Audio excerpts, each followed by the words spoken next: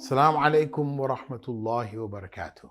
My dear brothers and sisters, this is another verse from the Quranic reflection series, and it is from Surah Al-Baqara. وَلَكُمْ فِي الْقِصَاصِ حَيَاةٌ يَا أُولِي الْأَلْبَابِ. There is in retaliation life for you, O people of understanding. This is verse 179. This verse addresses the need for retaliatory punishment to protect the life of society.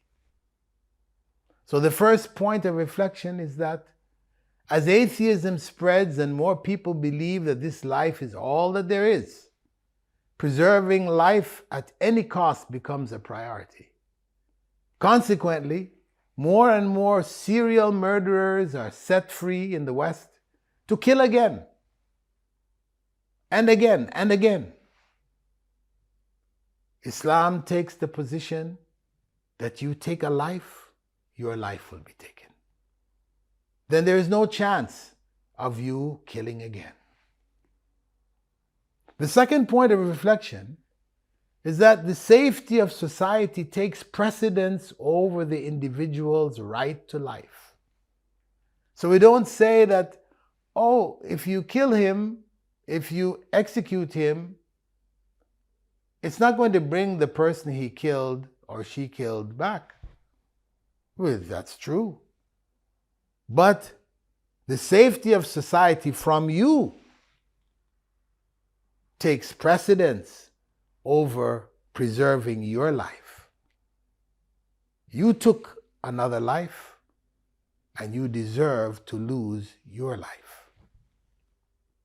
The third point of reflection is that retaliatory punishment, like throwing acid on those who do it to others, and when we see images on the internet of cases where a young man is angry with his girlfriend or his wife, or somebody who is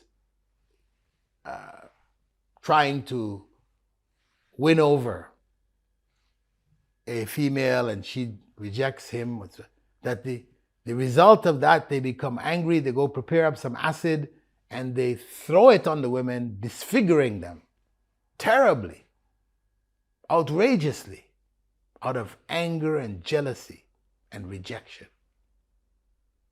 These people would be strongly discouraged if they knew that when they did that, then acid will be also thrown on their faces. They would become disfigured and their features distorted, and they would have a life of sadness and regret for what they did. And it would cause them to think twice before doing it to others. Barakallahu fikum.